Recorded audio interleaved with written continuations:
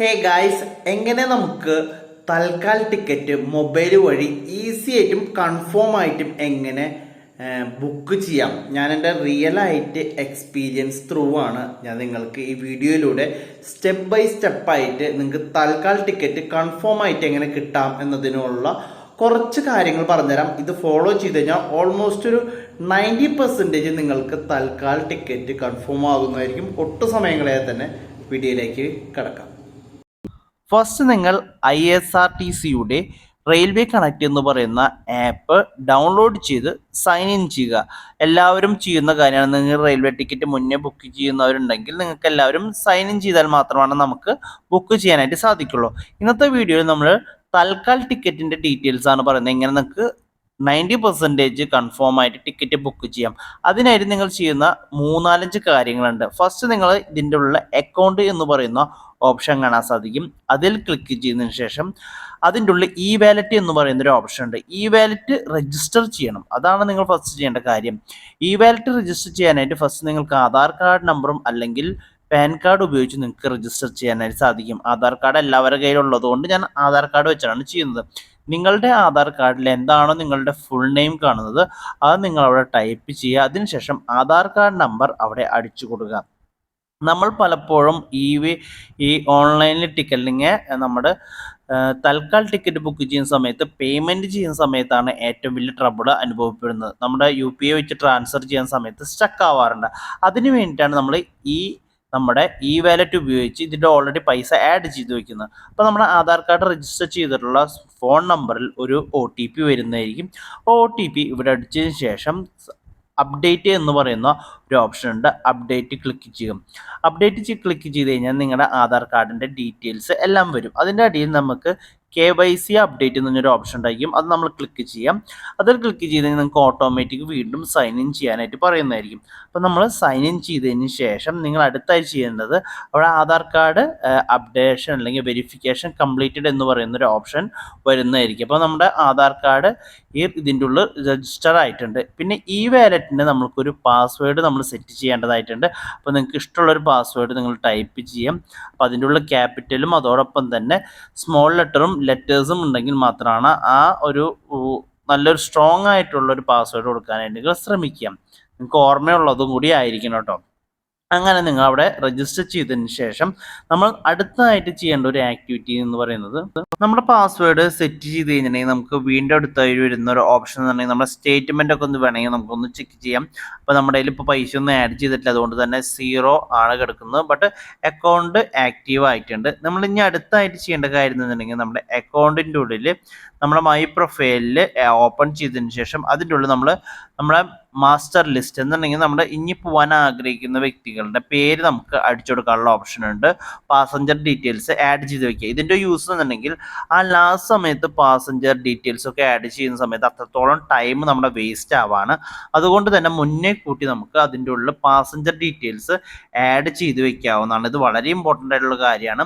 അല്ലെങ്കിൽ നമ്മൾ കുറേ ടൈം നമ്മുടെ ഡീറ്റെയിൽസ് ഏതാണ്, മെയിലാണോ ഫീമെയിലാണോ, അപ്പോൾ നമ്മൾ 2 പാസഞ്ചേഴ്സാണ് പോകാനായിട്ട് ഉദ്ദേശിക്കുന്നത്. അപ്പോൾ ഞാൻ 2 പാസഞ്ചേഴ്സിൻ്റെ ഡീറ്റെയിൽസ് ഇവിടെ ആഡ് ചെയ്ത് വെക്കുന്നുണ്ട്. എന്നിട്ട് നമ്മൾ അപ്ഡേറ്റ് കൊടുക്കുക. അടുത്തതായിട്ട് നമ്മൾ ഈ വാലറ്റിൻ്റെ ഉള്ളിൽ പൈസ ആഡ് ചെയ്യാനായിട്ട് പോവാണ്. അതിന് ആപ്പ് ത്രൂ നമുക്ക് ആഡ് ചെയ്യാനായിട്ട് സാധിക്കില്ല. നിങ്ങൾ ഗൂഗിൾ ക്രോം വഴി നിങ്ങളുടെ ISRTCയുടെ ആപ്പ് ഓപ്പൺ ചെയ്ത വെബ്സൈറ്റിലൂടെ നമുക്ക് ലോഗിൻ ചെയ്യാവുന്നതാണ്. നമ്മുടെ അവിടെ ക്രിയേറ്റ് ചെയ്തിട്ടുള്ള പാസ്വേഡ് വെച്ചിട്ട് നമുക്കിവിടെ സൈൻ ഇൻ ചെയ്യാനായിട്ട് സാധിക്കും. ഇത് ത്രൂ മാത്രമാണ് നമുക്ക് ഈ വാലറ്റിൽ പൈസ ആഡ് ചെയ്യാനായിട്ട് സാധിക്കുള്ളൂ. അപ്പോൾ നമ്മൾ അതിൻ്റെ ഉള്ള ഡീറ്റെയിൽസ് ഒക്കെ ആഡ് ചെയ്യാതിന് ശേഷം സൈൻ ഇൻ കൊടുത്തു കഴിഞ്ഞിട്ടുണ്ടെങ്കിൽ നമ്മൾ സാധാരണ OTP നമ്മുടെ മൊബൈലിലേക്ക് വരും. ആ OTP അടിച്ചു കഴിഞ്ഞിട്ടുണ്ടെങ്കിൽ നമ്മുടെ ഇമെയിൽ ID-യും മൊബൈൽ നമ്പറും വെരിഫൈ ചെയ്യാനായിട്ട് പറയും. അപ്പോൾ നമ്മൾ അതിൻ്റെ ഉള്ള ഡീറ്റെയിൽസ് ആഡ് ചെയ്യാം. കഴിഞ്ഞാൽ OTP വരുന്നതിനനുസരിച്ച് നമ്മൾ അത് കണ്ടിന്യൂ അടിച്ചു കഴിഞ്ഞിട്ടുണ്ടെങ്കിൽ നമ്മുടെ വെരിഫിക്കേഷൻ കംപ്ലീറ്റ് ആവും. അപ്പോൾ നമ്മൾ സാധാരണ തന്നെ ഭയങ്കര സെക്യൂർ ആയിട്ടുള്ളൊരു സിസ്റ്റമാണ് നമ്മുടെ റെയിൽവേയുടെ ഇതിൽ ഉള്ളത്. അതുകൊണ്ട് തന്നെ നമ്മൾ പ്രോപ്പറായിട്ട് എല്ലാം അടിച്ചാൽ മാത്രമാണ് കറക്റ്റായിട്ട് വരുള്ളൂ. എന്നുണ്ടെങ്കിൽ ലാസ്റ്റ് ഒരു 11 മണി സമയത്ത് നമുക്ക് ഭയങ്കരമായിട്ടുള്ള റഷ് ഫീൽ ചെയ്യും. നമ്മൾ മൊബൈലിൽ കൂടെ പലപ്പോഴും ബുക്ക് ചെയ്യുന്ന സമയത്ത് കിട്ടാറില്ല. നമ്മൾ ഈ എല്ലാ ആക്ടിവിറ്റീസും ചെയ്ത് കഴിഞ്ഞിട്ടുണ്ടെങ്കിൽ നമുക്ക് സിമ്പിളായിട്ട് ഡീറ്റെയിൽസ് നമുക്ക് സിമ്പിളായിട്ട് കൺഫേം ടിക്കറ്റ് ബുക്ക് ചെയ്യാൻ സാധിക്കും. ഞാൻ റിയൽ ആയിട്ട് ഓൺ ടൈം ചെയ്യുന്ന വിഷ്വൽസും ഇതിൻ്റെ ഒപ്പം കൊടുക്കുന്നുണ്ട് കേട്ടോ. അപ്പോൾ നമ്മളെല്ലാം അവർ പറയുന്ന ക്രൈറ്റീരിയസ് എല്ലാം ഫുൾഫിൽ ചെയ്ത് കഴിഞ്ഞാൽ ഞാൻ ഇപ്പോൾ കാണുന്നത് OTP അടിച്ചു കൊടുക്കുന്നതാണ്. OTP ഞാൻ ഡീറ്റെയിൽസ് എല്ലാം ഫാസ്റ്റായിട്ടാണ് കാണിക്കുന്നത്. അപ്പോൾ നമ്മുടെ എല്ലാ പരിപാടിയും കഴിഞ്ഞ് കഴിഞ്ഞാൽ നമുക്ക് വാലറ്റിൻ്റെ ഓപ്ഷൻ ഓപ്പൺ ആയി വരും. അപ്പോൾ അതിൻ്റെ ഉള്ളിൽ എക്സ്ക്ലൂസീവ് എന്ന് പറഞ്ഞൊരു ഓപ്ഷൻ്റെ ഉള്ളിൽ വാലറ്റ് നിങ്ങൾക്ക് കാണാൻ സാധിക്കും. അതിൻ്റെ ഉള്ളിൽ നിങ്ങൾക്ക് അക്കൗണ്ടിൻ്റെ ഉള്ളിലേക്ക് പൈസ ആഡ് ചെയ്യാനായിട്ട് നിങ്ങൾക്ക് ഒരു ഓപ്ഷൻ കാണാൻ സാധിക്കും. ഡെബിറ്റ് ഹിസ്റ്ററി, അതുപോലെ തന്നെ അതിൻ്റെ ഉള്ളിലേക്ക് പൈസ ആഡ് ചെയ്യാൻ, ഡെബിറ്റ് ചെയ്യാനുള്ള ഒരു ഓപ്ഷനാണ് കാണുന്നത്. അപ്പോൾ നമുക്ക് അതിൻ്റെ ഉള്ളിൽ ബാലൻസ് ഇപ്പോൾ 0 ആയിട്ടാണ് കാണുന്നത്. നമുക്ക് അതിൻ്റെ ഉള്ളിൽ 100 പിന്നെങ്കിൽ അതിന് മേലേക്കുള്ള എമൗണ്ടുകൾ നിങ്ങൾക്ക് ആഡ് ചെയ്യാനായിട്ട് സാധിക്കും. 10,000 വരെയുള്ള എമൗണ്ട് ആഡ് ചെയ്യാൻ സാധിക്കും. അപ്പം ഞാൻ അതിൻ്റെ ഉള്ളിൽ 4,000 രൂപ ഇടുക എന്നാണ് വിചാരിക്കുന്നത്. അപ്പോൾ 2 വട്ടം നമ്മൾ ആ എമൗണ്ട് എത്രയാണ് ആഡ് ചെയ്യേണ്ടത് അത് ആഡ് ചെയ്യാവുന്നതാണ്. അപ്പോൾ ഇതിൻ്റെ ഉള്ളിൽ നമുക്ക് UPI ഉപയോഗിച്ച് വേണമെങ്കിൽ ആഡ് ചെയ്യാം. അതിൻ്റെ ഉള്ളിൽ നമുക്കിപ്പോൾ Paytm ഓപ്ഷൻ കാണുന്നുണ്ടല്ലോ. Paytm ഇല്ലെങ്കിൽ തന്നെ Paytm ഉള്ളിൽ ആഡ് ചെയ്ത് കഴിഞ്ഞിട്ടുണ്ടെങ്കിൽ നമുക്ക് അതിൻ്റെ ഉള്ളിൽ UPI അഡ്രസ്സ് ചോദിക്കും. ആ UPI അഡ്രസ്സിൻ്റെ ഉള്ളിൽ നമ്മുടെ എന്താണ് UPI ID അത് ആഡ് ചെയ്ത് കഴിഞ്ഞിട്ടുണ്ടെങ്കിൽ നമുക്ക് അത് ത്രൂ നമ്മുടെ ഗൂഗിൾ പേ മാത്രമല്ല നിങ്ങളുടെ കയ്യിൽ എന്താണോ മണി ട്രാൻസ്ഫർ ആയി എന്നിട്ട് ID ഉള്ളത്, നമുക്ക് ഫോൺ പേ ആയിക്കോട്ടെ, ഏത് ത്രൂ നമുക്ക് വേണമെങ്കിൽ ഇതിൻ്റെ ഉള്ളിലേക്ക് പൈസ ആഡ് ചെയ്യാവുന്നതാണ്. ഗൂഗിൾ പേ ത്രൂ ആണ് ചെയ്തിട്ടുണ്ടായിരുന്നത്. അപ്പം 4,000 രൂപ നമ്മൾ ആഡ് ചെയ്തു.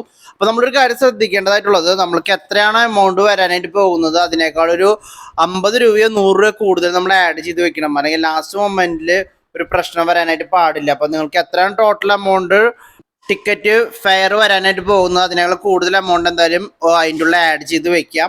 അപ്പോൾ നമ്മളിത് സ്റ്റാർട്ട് ചെയ്യാം. ലൈവായിട്ട് നിങ്ങൾക്ക് ഡെമോ കാണിച്ചു തരുന്നുണ്ട്. ഞാൻ എൻ്റെ ടിക്കറ്റ് ബുക്ക് ചെയ്തതാണ്. അപ്പോൾ നമ്മൾ ബുക്ക് ചെയ്യാനായിട്ട് നമുക്ക് AC നമുക്ക് സ്റ്റാർട്ട് ചെയ്യുന്നത് തൽക്കാലം സ്റ്റാർട്ട് ചെയ്യുന്നത് 10 മണിക്കാണ്. പിന്നെ നമ്മുടെ സ്ലീപ്പറിന് സ്റ്റാർട്ട് ചെയ്യുന്നത് 11 മണിക്കാണ്. അപ്പോൾ നമ്മൾ 11 മണിക്ക് ഒരു 5 മിനിറ്റ് മുന്നേ തന്നെ നമ്മൾ ഈ ആപ്പിൻ്റെ ഉള്ളിൽ കയറിയിരിക്കണം. അതിനുശേഷം നമ്മൾ അവിടെ റിഫ്രഷ് ചെയ്തുകൊണ്ടിരിക്കുന്ന സമയത്ത് അപ്പോൾ അവൈലബിൾ കാണിക്കും. ഇപ്പോൾ നിങ്ങൾക്ക് കാണിക്കുന്നത് എന്നുണ്ടെങ്കിൽ 49 സീറ്റുകളാണ് അവൈലബിൾ കാണിക്കുന്നത്. അതിൽ കണ്ടിന്യൂസ് അടിക്കാം. കണ്ടിന്യൂസ് അടിച്ച് കഴിഞ്ഞാൽ നമുക്ക് അതിൻ്റെ ഡീറ്റെയിൽസ് വരും. നമ്മൾ ഓൾറെഡി അതിൻ്റെ ഉള്ളിൽ പേഴ്സൺ ലിസ്റ്റ് ആഡ് ചെയ്ത് വെച്ചുകൊണ്ട് തന്നെ നമുക്ക് ഒന്നും ഡീറ്റെയിൽസ് ഒരു ക്ലിക്കിൽ തന്നെ നമുക്ക് ആഡ് ചെയ്യാൻ സാധിക്കും. അതിന് ബുക്ക് ടിക്കറ്റ് കൊടുക്കുന്ന സമയത്ത് നമുക്ക് അതിൻ്റെ ഉള്ളിൽ ആകെ കൂടി ടൈം എടുക്കും. നമ്മുടെ ഒരു നമ്പേഴ്സും ലെറ്റേഴ്സും ഒക്കെ എഴുതി കാണിക്കില്ലേ, അതൊന്ന് ടൈപ്പ് ചെയ്ത് കൊടുക്കാനായിട്ടാണ്, ക്യാപിറ്റ എന്നൊക്കെ പറയില്ലേ, ആ നമ്പേഴ്സ് ആഡ് ചെയ്ത് കൊടുക്കാനാണ് നമുക്ക് അതിൻ്റെ ഉള്ളൊരു ടൈം എടുക്കുന്നത്. പിന്നെ ഫോൺ നമ്പർ എന്തെങ്കിലും മാറ്റേണ്ടതുണ്ടെങ്കിൽ നിങ്ങൾ ഫോൺ നമ്പർ മാറ്റി നിങ്ങൾ ട്രാവൽ ചെയ്യുന്ന ആൾക്കാരെ ഫോൺ നമ്പർ ആഡ് ചെയ്യാൻ ശ്രമിക്കാം. അതിനുശേഷം നമ്മൾക്ക് അടിയിൽ കണ്ടല്ലോ പേ കൊടുത്തു കഴിഞ്ഞാൽ നമുക്ക് വാലറ്റ് ത്രൂ ആണ് നമ്മൾ പൈസ ഓൾറെഡി ആഡ് ചെയ്ത് വെച്ചുകൊണ്ട് വാലറ്റ് എന്നൊരു ഓപ്ഷൻ കാണാൻ സാധിക്കും. അതിനുള്ള ISRTCയുടെ ആ വാലറ്റ് ആഡ് ചെയ്യുക. അപ്പം നമ്മുടെ മൊബൈൽ ഏതാണോ രജിസ്റ്റർ ചെയ്തിട്ടുള്ളത് അതിൻ്റെ ഉള്ളിലേക്ക് ഒരു OTP വരുന്നതായിരിക്കും. ആ OTP ഇതിൻ്റെ ഉള്ളിൽ ടൈപ്പ് ചെയ്ത് കൊടുത്തു കഴിഞ്ഞിട്ടുണ്ടെങ്കിൽ നിങ്ങളുടെ ടിക്കറ്റ് ബുക്കായിരിക്കുന്നതാണ്. വളരെ സെക്കൻഡ് സമയങ്ങൾ കൊണ്ട് തന്നെ കംപ്ലീറ്റ് ആവും ഈ പ്രോസസ്സ്. അപ്പോൾ വളരെ യൂസ്ഫുൾ ആയിട്ടുള്ളതാണ്. നിങ്ങൾക്കൊരു 99% വേണം ഞാൻ പറയാൻ, കൺഫേം ടിക്കറ്റ് നിങ്ങൾക്ക് കിട്ടുന്നതായിരിക്കും. മറ്റേ UPI ID അല്ലെങ്കിൽ നമ്മൾ ഗൂഗിൾ പേ ഒക്കെ വെച്ച് ആ സമയത്ത് ചെയ്യാൻ നോക്കുകയാണെങ്കിൽ നിങ്ങൾക്ക് ടിക്കറ്റ് ബുക്ക് ആവില്ല. എനിക്ക് പലപ്പോഴും അബദ്ധം പറ്റിയിട്ടുണ്ട്. അപ്പോൾ നിങ്ങൾക്ക് യൂസ്ഫുൾ ആയെന്ന് വിശ്വസിക്കും.